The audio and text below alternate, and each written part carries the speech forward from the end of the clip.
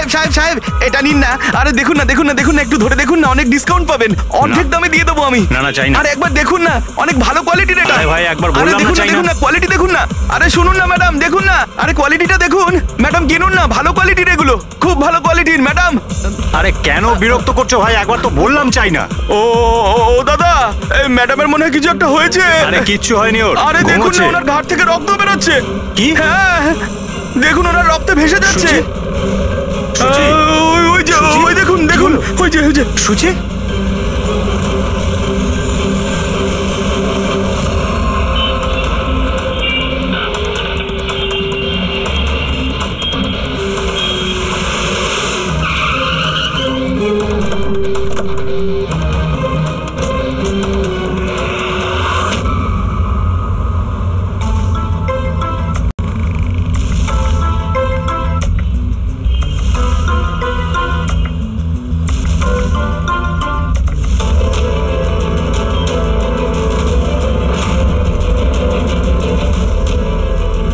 অনেক রক্ত বেরিয়েছে, মনে হচ্ছে গুলি অনেকক্ষণ আগে চলেছে।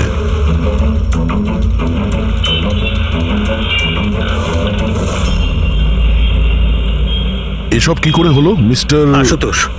আচ্ছা, আর এনার নাম কি? ইনি আমার স্ত্রী সুচি।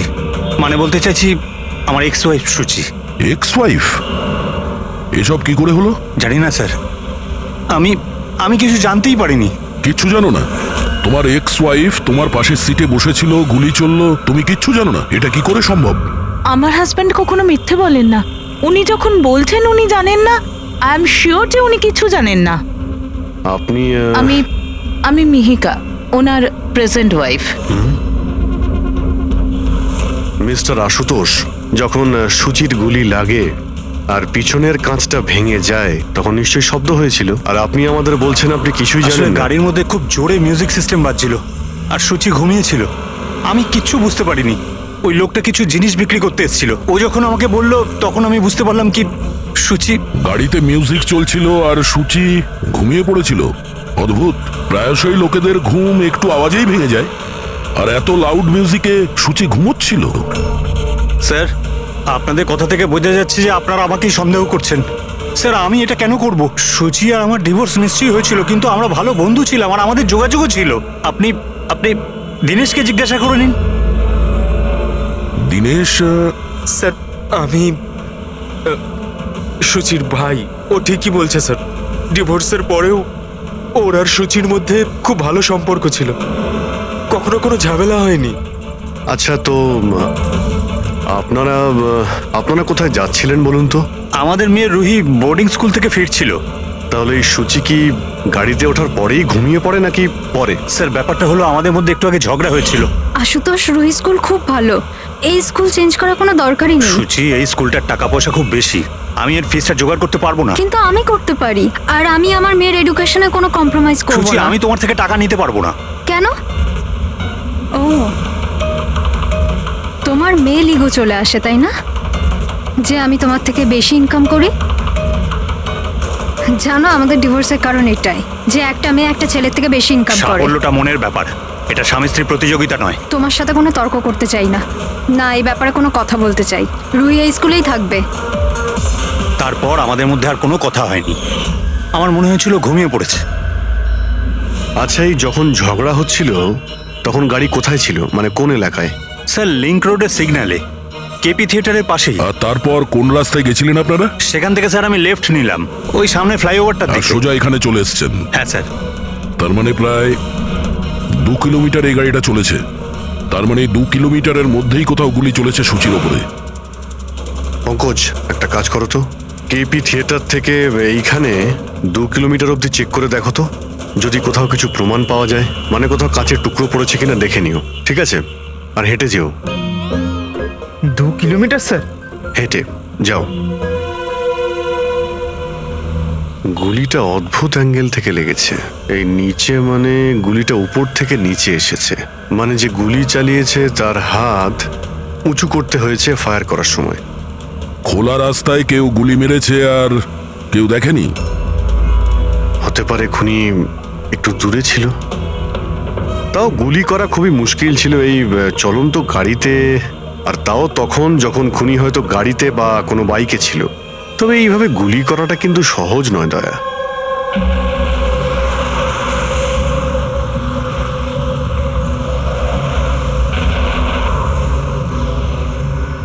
রাস্তায় কোথাও গাড়ি দাঁড় করিয়েছিলে তুমি? সিগন্যালে দাঁড়িয়েছিলাম একবার, ব্যাস, আর কোথাও নয়। যদি সিগন্যালেও কেউ গুলি চালায় কিংবা অন্য কোথা থেকেও যদি গুলি চালায় তাহলে এম করার সময় তো টাইম লাগবে। তাহলে কেউ গুলি মারতে কাউকে দেখলো না কি করে? হ্যালো, হ্যাঁ স্যার, ঠিক আছে স্যার, আমরা পৌঁছাচ্ছি। কি হয়েছে?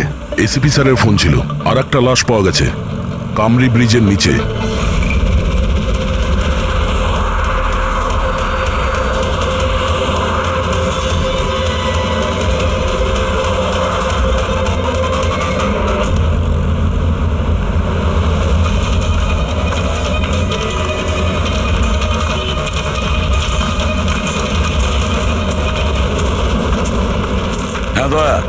স্যার, আপনি জানলেন কি করে এই লাশটার কথা? লোকাল পুলিশের কাছে আশেপাশের লোক কমপ্লেন জানিয়েছে। 2 ঘন্টা আগেই লাশ দেখেছে। মাথার পিছনে একটা চোট আছে আর পিঠের পিছনেও একটা গুলির চিহ্ন আছে। স্যার, একটা কথা মাথায় ঢুকছে না, কেউ একে এখানেই মেরেছে নাকি অন্য কোথাও মেরে এখানে নিয়ে এসেছে? দেখতে হবে ফেডরিক। স্যার, রাস্তায় একটা বাইক পাওয়া গেছে, আমার মনে হচ্ছে এই লোকটারই বাইক হবে।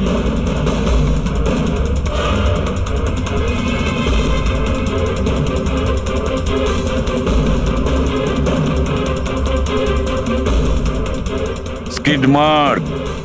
স্যার, মনে হচ্ছে এই লোকটা বাইকে যাচ্ছিল, কেউ পেছন থেকে গুলি করে দিয়েছে। ডিসব্যালেন্স হয়ে গেছে, গাড়ি বাইক স্কিড হয়ে এখানে কারোর সঙ্গে ধাক্কা লাগিয়েছে আর ওর বডি এখানে নিচে পড়ে গেছে। মাথায় চোট ওই সময় লেগেছে স্যার।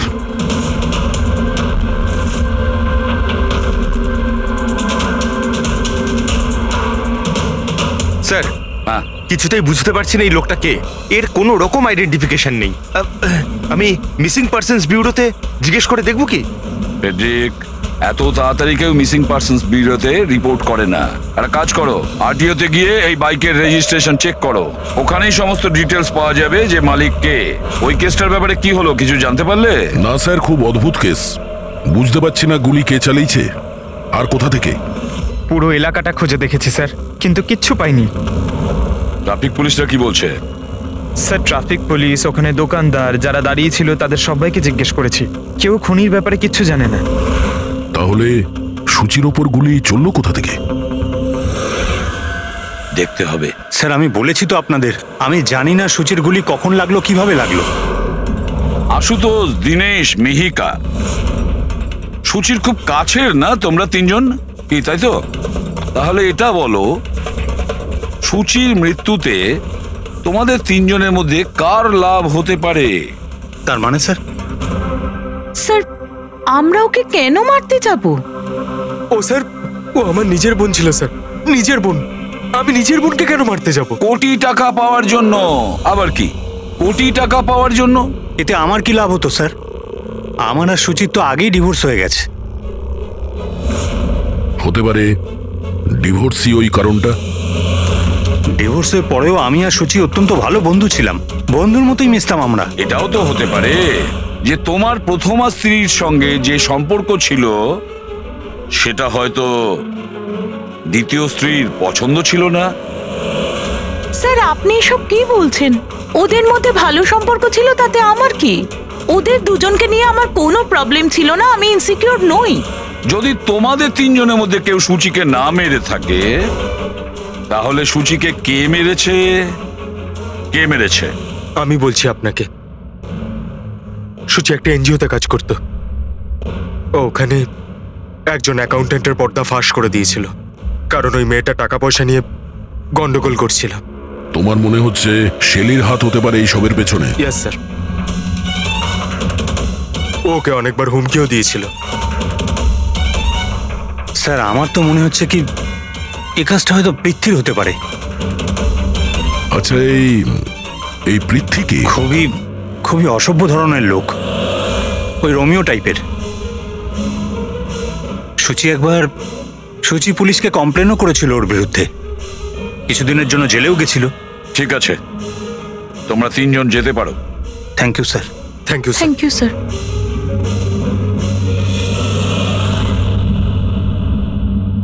স্যার, তিনজনকেই বিশ্বাস হচ্ছে না। এই তিনজনের ওপর কড়া নজর রাখো। আর দয়া, স্যার, শেলি আর পৃথ্বী, ওদের দুজনকে বিউরোতে ডাকো। স্যার, হ্যাঁ, আরটিও থেকে বাইকের মালিকের খবর পেয়ে গেছি। স্যার পৃথ্বী আর শেলির ফোন আনরিচেবল আসছে, তাই আমি ফ্রেডিকে বলেছি ওদের মোবাইল ফোনটা ট্রেস করতে। এ তো আমাদের ডেলিভারি বয় বিবেক। স্যার আমাদের বাইক তো ওই চালাতো। স্যার ওকে কে মেরে দিল? সেটা খোঁজারই চেষ্টা করছি। আচ্ছা, এই বিবেকের কারোর সঙ্গে কোনো শত্রুতা ছিল কি? না স্যার, ও তো খুবই সাদাসিধে ভালো ছেলে ছিল। কবে থেকে কাজ করছিল এখানে? গত 1 মাস ধরে রাজস্থান থেকে এসেছিল, খুব পরিশ্রমী ছিল। স্যার ও তো শহরে কাউকে চিনতও না। এ কোথায় যাচ্ছিল ডেলিভারি করতে? কোথাও নয় স্যার, আজ তো ওর ছুটি ছিল, ওই জন্য আমার বাইক নিয়ে ঘুরতে বেরিয়েছিল। আচ্ছা, ওর বাড়ির অ্যাড্রেস দিতে পারবেন? স্যার ওর বাড়ির অ্যাড্রেস তো নেই, ও এই দোকানেই শুতো। আচ্ছা, জিনিসপত্র কিছু? স্যার এই ওর একটা বাক্স আছে। এটা?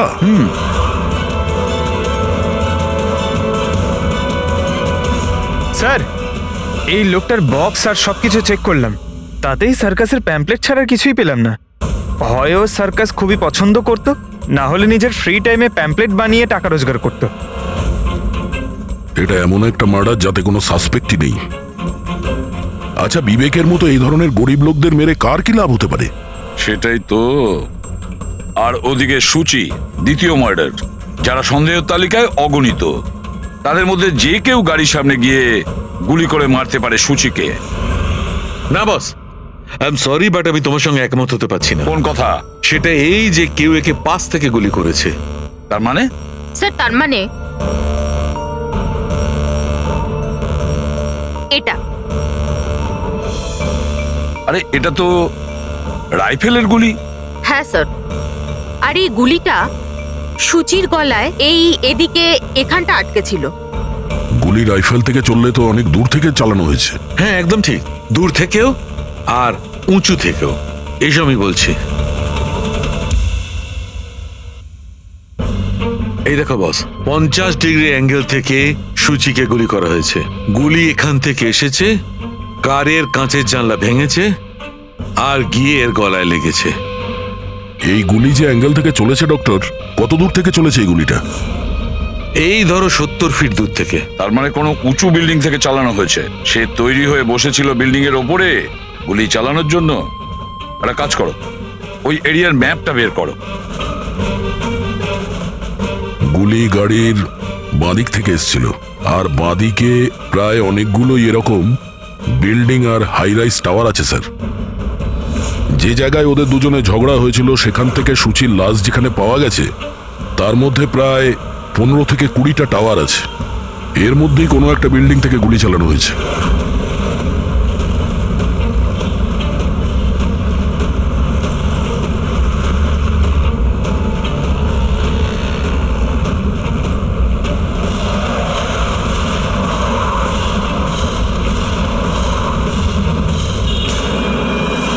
বাস ঠিক আছে।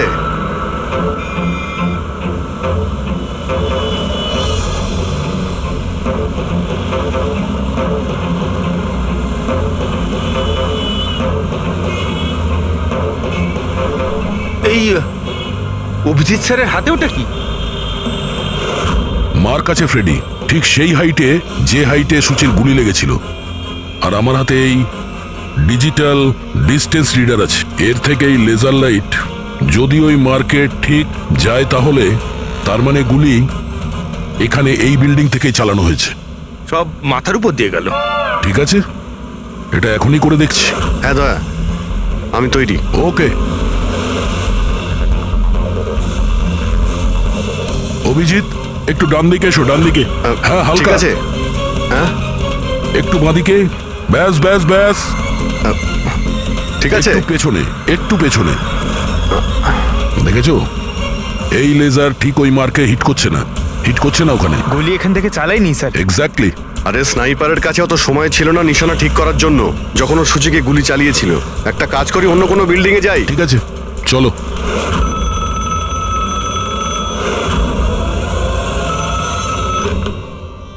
হ্যালো। হ্যাঁ হ্যালো। আচ্ছা, এটা কি ফ্যান্টাসি সার্কাস জয়পুর রাজস্থানের অফিস? হ্যাঁ ঠিকই, বলুন। দেখুন, আমি মুম্বাই সিআইডি থেকে এসিপি পদ্মুমান বলছি। আপনার ওখানে কোনো বিবেক নামে কেউ কাজ করতো? হ্যাঁ হ্যাঁ, বিবেককে আমি চিনি তো। ও এই সার্কাসেই কাজ করতো। কেন, কি হয়েছে? কি কাজ করতো বলতে পারবেন আপনি? দেখুন স্যার, আপনার সঙ্গে সারাদিন ফোনে কথা বললে আমার শো ক্যান্সেল হয়ে যাবে। আমি আপনার কথা আমার মালিককে বলে দিচ্ছি, উনি আপনাকে ফোন করে নেবেন, ঠিক আছে? হ্যালো।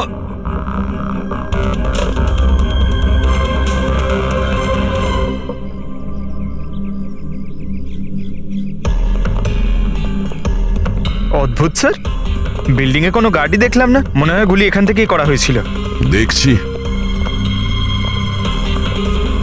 হ্যাঁ অভিজিৎ, রেডি আছো?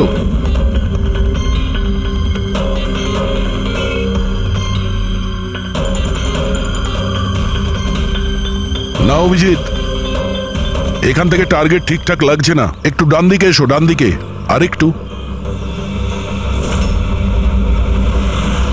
হ্যাঁ, পারফেক্ট পারফেক্ট। এখানে লেগে গেছে নিশানা। তার মানে হলো সূচি এখানেই ছিল যখন ওর গুলি লাগে। পঙ্কজ, ফ্রেডি, একটু আশেপাশে দেখো ওই স্নাইপার কোনো প্রমাণ ফেলে গেছে কিনা। কিন্তু ভাই দয়া, এখানে তো কোনো স্পিড ব্রেকারও নেই। সে এমন কোন স্নাইপার হবে যে ওই বিল্ডিং এ বসে এত দ্রুত যাওয়া কোনো গাড়িতে নিশানা লাগাবে যেটা সূচির ঘাড়ে গিয়ে লাগবে? হ্যাঁ, এটা তো সত্যি। আশুতোষ, যখন তোমার গাড়িটা এখানে ছিল, হ্যাঁ, তখন কোনো কারণে তোমার গাড়িটাকে স্লো করতে হয়েছিল কিংবা দাঁড় করাতে হয়েছিল, কিছু মনে আছে? হ্যাঁ স্যার, আমি যখন ড্রাইভ করছিলাম তো গাড়ির সামনে একটা ভিখারি এসে গেছিল আর আমায় ব্রেক করতে হয়েছিল। ভিখারি? হ্যাঁ, কি হলো? এইদিকে কিচ্ছু নেই স্যার। কিছু নেই? ওদিকেও কিছু নেই স্যার। ওই ভিখারি দেখতে কেমন ছিল? স্যার, ওর এক হাতে তো একটা ক্রাচ ধরা ছিল, অন্য হাতে লাল পোটলা, গলায় গামছা আর মাথায় অর্ধেক টাক ছিল। অভিজিৎ, এই ফ্লাইওভারের নিচে অনেক ভিখারি থাকে, ওদের মধ্যে কেউ একজন হবে। হ্যাঁ, আমি শুনলাম আশুতোষ যা বললো ভিখিরির ব্যাপারে। আমি নিচে গিয়ে দেখছি। এই কে তোমরা? কাকে জিজ্ঞেস করে ওপরে এসছো? তুমি এখানকার ওয়াচম্যান, ডিউটিতে কেন ছিলে না? আমার ইচ্ছে। এই তোমরা কে আমাকে ডিউটি শেখাচ্ছ? সিআইডি। সিআইডি? জানো তোমার জন্য এখানে একজন মহিলার খুন হয়ে গেছে? আমার জন্য খুন? কেউ এই ছাদ থেকে একজন মহিলাকে নিচে গুলি মেরেছে। কি জানো ওই ব্যাপারে?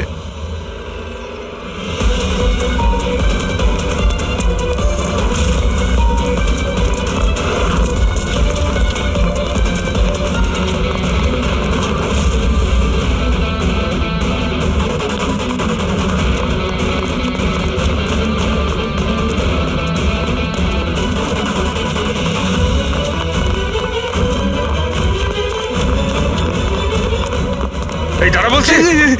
স্যার, স্যার আমি কিছু করিনি স্যার। স্যার আমাকে ছেড়ে দিন স্যার, আমি কিছু করিনি। কিচ্ছু করিসনি, কিচ্ছু করিসনি তুই। চল। আমি ভয় পেয়ে গেছিলাম স্যার। কেন ভয় পেয়েছিলি? কি জানিস এই খুনের ব্যাপারে? স্যার, আমি টাকা নিয়েছিলাম, কিন্তু এটা বলেনি যে ও কাউকে খুন করতে চলেছে স্যার। কে ছিল ওই লোকটা? আগে কোনোদিনও দেখিনি স্যার। ও বলেছিল যে ও বিল্ডিং এর ছাদে গিয়ে ওর গার্লফ্রেন্ডকে প্রপোজ করতে চায়। স্যার, ও 2 ঘন্টার জন্য 15,000 টাকা দিয়েছিল স্যার। আমি তো এত টাকা এক মাসেও কামাইনি স্যার কোনোদিনও। স্যার, ও হেলমেট পরেছিল আর চোখে চশমাও ছিল।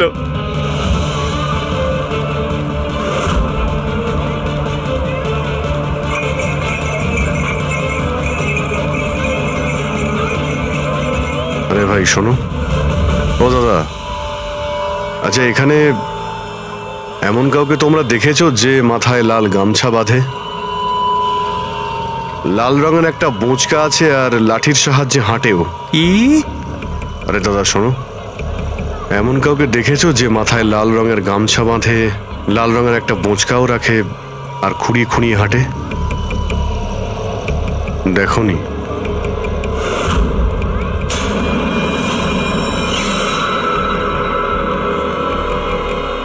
আরে ভাই শোনো, আরে ভাই শোনো, একটু কথা আছে। এই যে, আরে এই কি করছো ভাই? দাঁড়াও, আরে ভাই দাঁড়াও।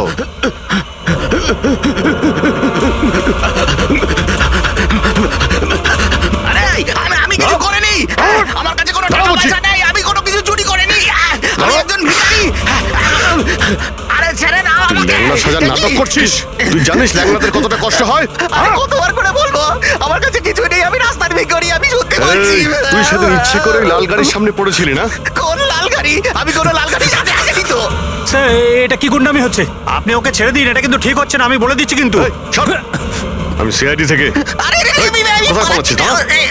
ভদ্রভাবে বলে দে, না হলে আমি রেগে গেলে কিন্তু এর ফল খুবই খারাপ হবে। স্যার, আপনি যদি সত্যি সিআইডির লোক হন, আমি সব বলছি। একটা লোক আমাকে টাকা দিয়েছিল এসব করার জন্য, আর ও বলেছিল যে যখনই একটা লাল গাড়ি আসবে তার সামনে পড়ে যেতে, তাই আমি করেছিলাম স্যার। তুই কি করে জানলি যে লাল গাড়ি কখন আসবে? ওই ছাদে একটা লোক দাঁড়িয়ে আমাকে ইশারা করছিল, ওই রকমই। ও যে ইশারা করবে আমি তখনই লাল গাড়ির সামনে উল্টে পড়ে যাব। প্ল্যান ছিল স্যার। জানিস একটা মহিলার খুন হয়ে গেছে তোর এই প্ল্যানের জন্য? সাহেব আমাকে ক্ষমা করে দিন, দেখুন আমি রাস্তার একজন ভিখারি। ঠিক আছে, তুই এটা বল ওই লোকটা দেখতে কেমন ছিল? ওই স্যার, ও হেলমেট পরেছিল, মোটরসাইকেলে এসেছিল, আমি তো ওর মুখটা দেখতেই পাইনি। আরে ভাই কিছু তো দেখেছিলি, কিছু তো শুনেছিলি। ওর একটা ফোন এসেছিল, ফোনে বলছিল যে তাড়াতাড়ি দেখা করতে এসো, আর উত্তরে বললো যে আমি ওখানে পৌঁছচ্ছি। কোথায় কোথায় পৌঁছতে বলছিল, তোর মনে আছে কিছু? মনে পড়েছে, ভান্ডুপ মিল। ভান্ডুপ মিল? ভান্ডুপ মিল? আচ্ছা ঠিক আছে, ঠিক আছে, ফিরে এসো, আমি স্যারকে ইনফর্ম করছি। Okay sir. হ্যাঁ, অভিজিৎ ভান্ডুপ মিল থেকে ফিরে আসছে। ও বলছে যে মিল একদম ফাঁকা পড়ে আছে, কোনো প্রমাণই ওর হাতে পড়েনি। খুনি তো ওখান থেকেই পালিয়ে গেছে। হতে পারে অভিজিৎ পৌঁছানোর আগেই ওখান থেকে ও পালিয়ে গেছে। পঙ্কজ। হ্যাঁ স্যার। পঙ্কজ একটা কাজ করো, যখন সুচির গুলি লেগেছিল ঠিক ওই সময় ওই এরিয়াতে কতগুলো মোবাইল অ্যাক্টিভ ছিল খোঁজ নাও। স্নাইপারের ফোন ওদের মধ্যেই কারোর হবে। স্যার। হ্যাঁ হ্যাঁ পঙ্কজ, এটাও দেখো ওর মধ্যে কতজন লোক ভান্ডুপ মিলে গেছিল। স্যার।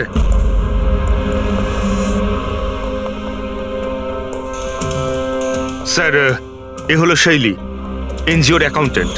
সুচি একটা এনজিওতে কাজ করতো, ও ওখানে একজন অ্যাকাউন্টেন্টের পর্দা ফাঁস করে দিয়েছিল। আর এ হলো পৃথ্বী, যার বিরুদ্ধে সুচি রিপোর্ট লিখিয়েছিল।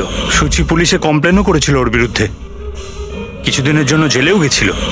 আপনারা কি করে ভাবলেন যে সুচির মৃত্যুর জন্য আমি দায়ী? হ্যাঁ স্যার, আমিও তো এমন কিছুই করিনি, আমি তো কারোর মার্ডার করিনি স্যার। শেলি তোমার চাকরি চলে গেছিল সুচির জন্যে, আর তারপর থেকে তোমার এখনো পর্যন্ত কোনো চাকরি পাওইনি। ধার করে করে সংসারে খরচা চালাচ্ছ তুমি। হ্যাঁ, আর প্রীতি, এক সপ্তাহ তুমি জেলে ছিলে, নিজের এরিয়াতে তোমার খুব বদনাম হয়েছে, তাই তো? তো কি হয়েছে? যদি আমার কোনো বদনামের ভয় থাকতো তাহলে বাড়ি বদলে নিতাম, কারণ মার্ডার করতে যাবোই বা কেন আমি?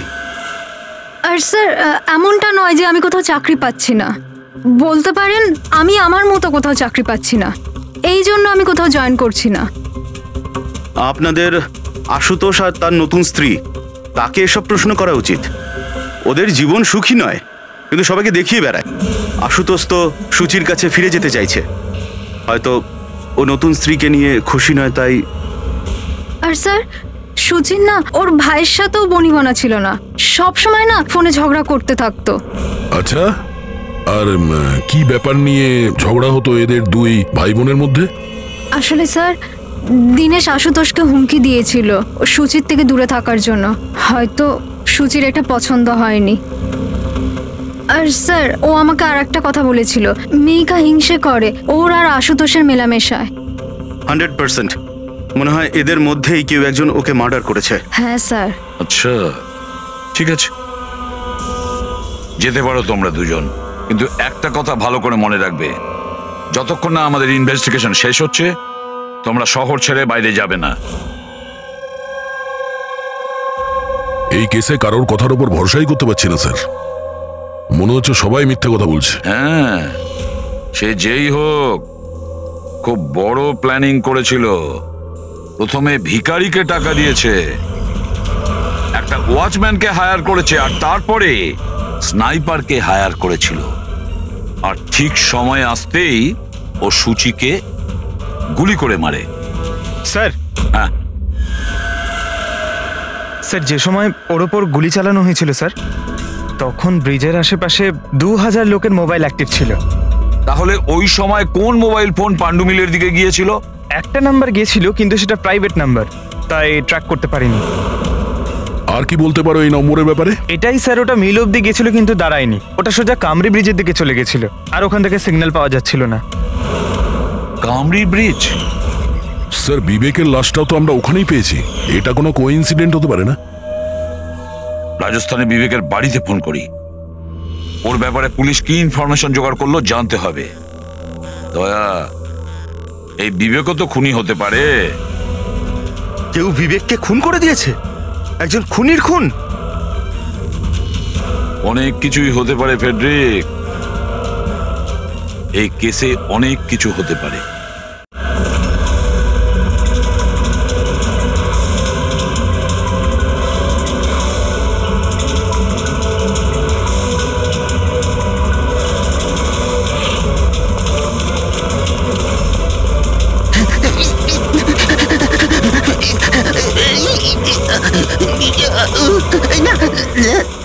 আরে তুই বারবার পালাস কেন? হ্যাঁ, বারবার আপনারা আমার পিছনে পড়ে আছেন কেন? পিছনে তোর সঙ্গে কথা আছে। আমি কিছু কথা বলতে চাই না। অনেক হয়ে গেছে স্যার, আপনারা আমাদের এইভাবে বিরক্ত করতে পারেন কেউ না। তোমাদের জ্বালাতন করছে না, আমরা নিজেদের কাজ করছি। যাও। কিছু শুনতে চাই না, যান এখান থেকে। আরে একজনের খুন হয়েছে, তোমরা কি বুঝতে পারছো না? তা কি হয়েছে? আমরা কি খুন করেছি নাকি?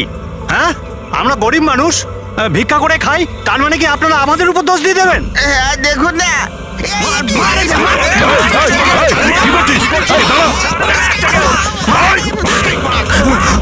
অভিজিৎ, তুমি ঠিক আছো?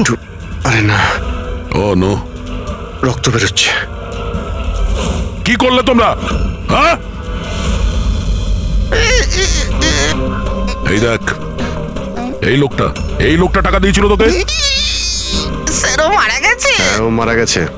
ভালো করে দেখ, এটাই কি সেই লোকটা যে তোকে গাড়ির সামনে পড়তে বলেছিল? একটু জুম করুন।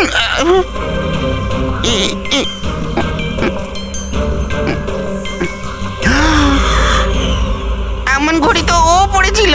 হতে পারে যে লোকটা একে টাকা দিয়েছে সেই প্রমাণটা লোপাট করার জন্য ওকেও মেরে দিয়েছে। চালাই বললাম আমি, ধরেছে তো ছাড়তে। হ্যাঁ পঙ্কজ, হ্যাঁ, আচ্ছা, ও ঠিক আছে, ঠিক আছে, ওকে ওকে, থ্যাংক ইউ। পঙ্কজের ফোন ছিল, বলছিল যে বিবেক রাজস্থানে কোনো সার্কাসে কাজ করত, নিশানাবাদ ছিল। 1 মাস আগে ও সার্কাসের চাকরি ছেড়ে দিয়েছিল। বলেছিল মুম্বাইতে একটা বড় চাকরি পেয়েছে। আর হ্যাঁ, যাওয়ার সময় ওই রাইফেলটা ওটাও চুরি করে নিয়ে গেছিল। রাইফেল চুরি করে এনেছিল?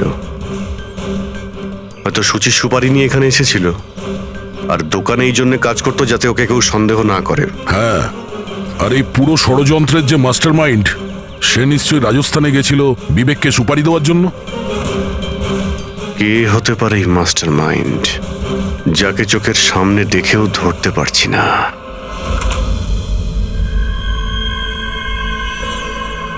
আরে মিস্টার আশু। স্যার, আপনারা এখানে? মিস্টার আশু, ওই লোকটার ব্যাপারে জানতে পেরে গেছি যে সুচিকে গুলি করেছিল।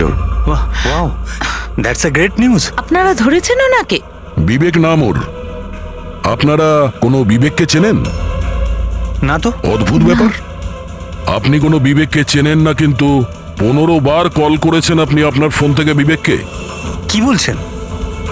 আমি যখন বলছি কোনো বিবেককে জানিই না, তাহলে আমি ওকে ফোন কেন করবো স্যার? শুধু এটাই নয়, ওর সঙ্গে দেখা করতে তুমি রাজস্থানেও গিয়েছিলে। সার্কাসে ওর গুলি চালানোর ক্ষমতাটা দেখে তোমার এত পছন্দ হয়েছিল যে সুচিকে মারার কন্ট্রাক্টও দিয়ে দিয়েছিল ওকে। 1 মিনিট স্যার, 1 মিনিট। এটা সত্যি যে একটা বিজনেস ট্রিপের জন্য আমি রাজস্থান গিয়েছিলাম, কিন্তু আমি কোনো সার্কাসে যাইনি স্যার। আর আমি যখন কোনো বিবেককে চিনি না, তো তাকে ফোন কেন করবো? তাহলে কি তোমার এই ফোন রেকর্ড মিথ্যে কথা বলছে? স্যার, এটা হতে পারে কি আমার ফোন থেকে অন্য কেউ ওকে ফোনটা করেছে আমার না থাকার সুযোগে।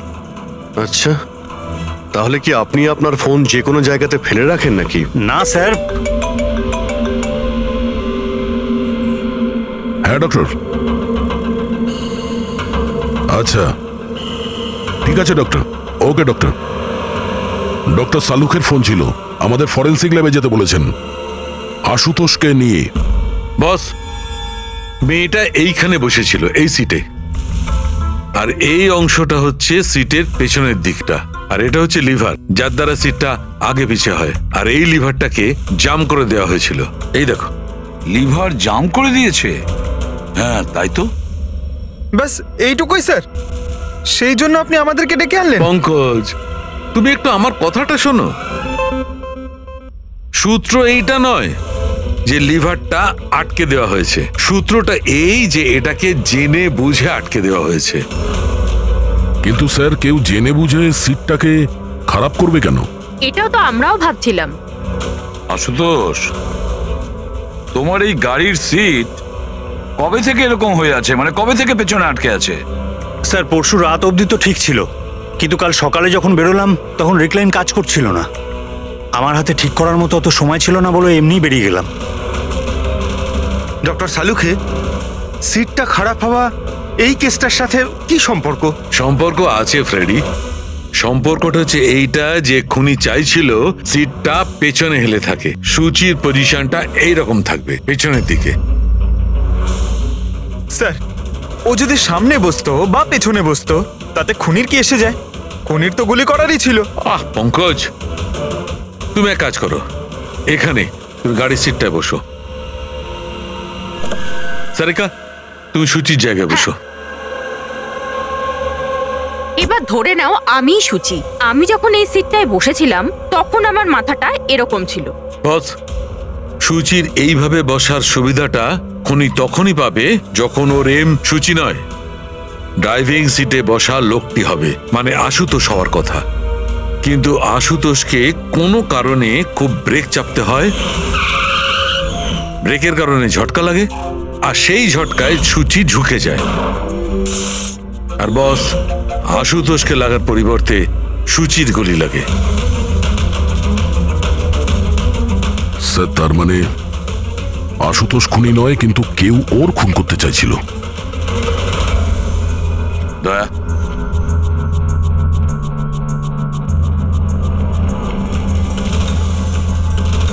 আশুতোষ। হ্যাঁ স্যার। তুমি একটা কথা বলো, তোমার কি কোনো শত্রু আছে? এমন কোনো শত্রু যে তোমাকে প্রাণে মেরে ফেলতে চায়?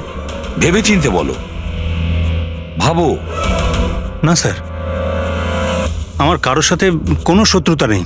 না আশুতোষ, কেউ তো নিশ্চয়ই হবে যে তোমাকে প্রাণে মেরে ফেলতে চায়, তোমার সিটের লিভারটা জাম করে দিয়েছে। না স্যার, এটা তো হতেই পারে না, কারণ এই গাড়িটার একটাই মাত্র চাবি, আর সেটা সবসময় আমার কাছেই থাকে। আমি তো কিছুই বুঝতে পারছি না আমি স্যার, যে এসব কি করে হলো।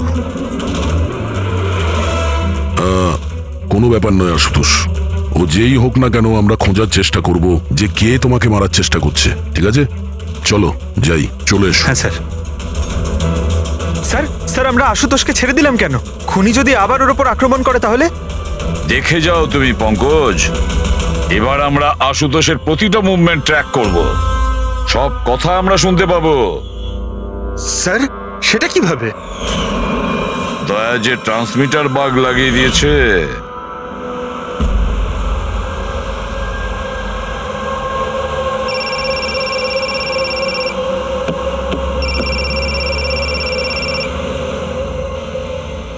হ্যালো,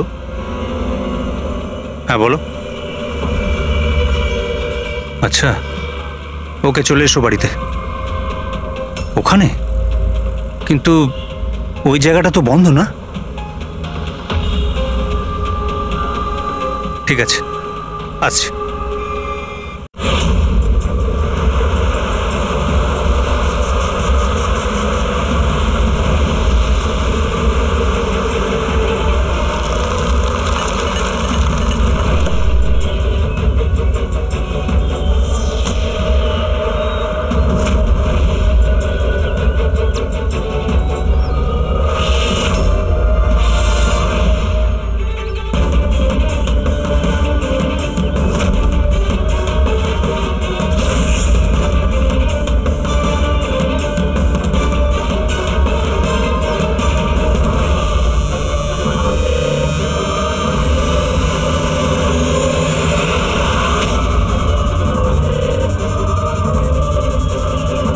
এটা কি করছো? গান? মাই গড, গুলির আওয়াজ পেলাম দয়া। তাড়াতাড়ি চলো, আবার একটা যেন খুন না হয়। স্যার এই তো আমরা পৌঁছচ্ছি। স্যার, হ্যাঁ, আমাদের যে এই সাসপেক্ট আছে, এক্ষুনি খবর পেলাম যে ও রাজস্থান গিয়েছিল আশুতোষকে ফলো করতে করতে। ও তো আশুতোষের খুব কাছের লোক ছিল।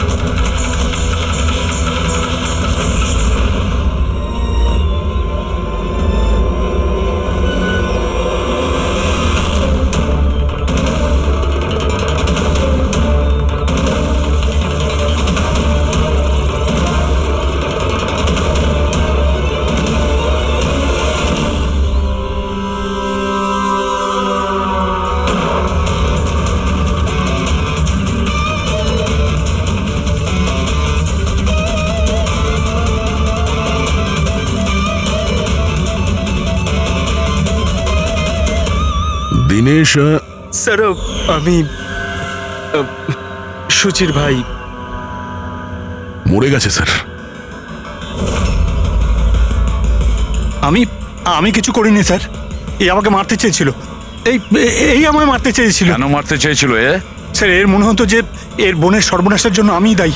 বিয়ের পর সুচি ডিপ্রেশনে চলে গেছিল, আর তাই ও নিজেই নিজেকে মারারও চেষ্টা করেছিল। আর এই সমস্ত আমি কিছুই জানতাম না স্যার, একদমই জানতাম না। আর আমার এই না জানার কারণেই এই দুজনের মৃত্যুর কারণ আমি হয়ে গেলাম স্যার। এটা সম্পূর্ণ না জানার কারণে। পঙ্কজ, একে ছায়া নিয়ে বসাও, পেডিক ফরেন্সিক ল্যাবে পাঠিয়ে দাও।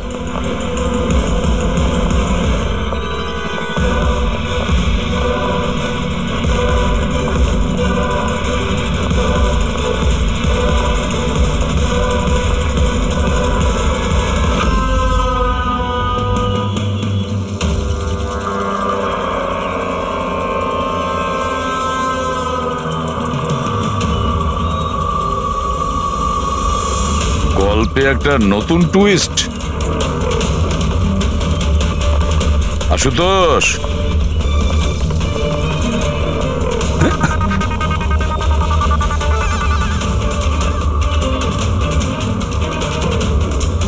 এটা কি চেনো? না স্যার, আমি ঠিক জানি না। জানো না? এক্ষুনি জেনে যাবে। পঙ্কজ, চেক করো ওকে। কিন্তু কেন? হাত উঁচু করুন, জানতে পেরে যাবেন আপনি। স্যার, আমি তো কিচ্ছু করিনি, আমি নিরপরাধ। আপনারা কেন আমার তল্লাশি নিচ্ছেন? আমার কথা বিশ্বাস করুন স্যার, আমার কাছে কিচ্ছু।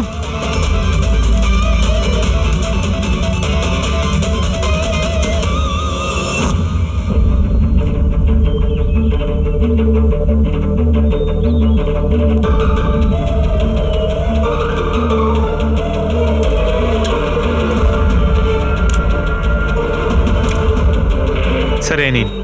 ও, রাবার বুলেটস। আমি জানি না স্যার যে এর থেকে কি প্রমাণ হচ্ছে। কি প্রমাণ হয়? হ্যাঁ, তুমি এই বন্দুক দিয়ে দিনেশের খুন করেছো, আসল বুলেট দিয়ে। হ্যাঁ, তাহলে এই গানটা কি করে এলো তোমার কাছে? আর ওই নকল রাবার বুলেট, ওটা কি করে ফায়ার হলো আর কখন? স্যার, প্ল্যান আমিই করেছিলাম। A to Z পুরো প্ল্যান আমার। সুচির মৃত্যু, দিনেশের মৃত্যু, আর ওই প্ল্যানটাও এই জন্য যে আপনাদের মনে হয় যে সুচির মৃত্যুটা ভুল করে হয়েছে, কিন্তু আসল টার্গেট আমিই ছিলাম। আর আপনাদের সন্দেহ যাতে দিনেশের উপর যায়। কিন্তু সমস্ত প্ল্যানটা নষ্ট হয়ে গেল, সবকিছু জ্বলে গেল। কেন মেরেছো তুমি সুচিকে? সুচিকে মেরে তুমি কি পেলে? সুচি আমার মেয়ে রুহিকে নিয়ে চিরকালের জন্য দেশ ছেড়ে চলে যেতে চেয়েছিল, আর এই কথাটাও আমার কাছে লুকিয়েছিল। আপনারাই বলুন স্যার, আমার একমাত্র মেয়েকে নিজের থেকে দূর কিভাবে করতে দিতাম। আর সেই জন্য তুমি বিবেক মানে একজন শার্প শুটারকে টাকা দিয়েছো নিজের স্ত্রী সুচিকে মেরে ফেলার জন্য, আর যেই ও তোমার কাজ শেষ করেছে ওকেও মেরে দিয়েছো। তুমি দিনেশকে কি এমন কথা বলেছিলে যে ও মারার জন্য তোমাকে এখানে চলে এলো? আমি আমার ওয়াইফকে দিনেশের কাছে পাঠালাম। কি? হ্যাঁ দিনেশ, আমি এক্ষুনি জানতে পারলাম যে আশুতোষই তোমার বোনকে মেরেছে, আর ও তোমাকেও মারতে চায়।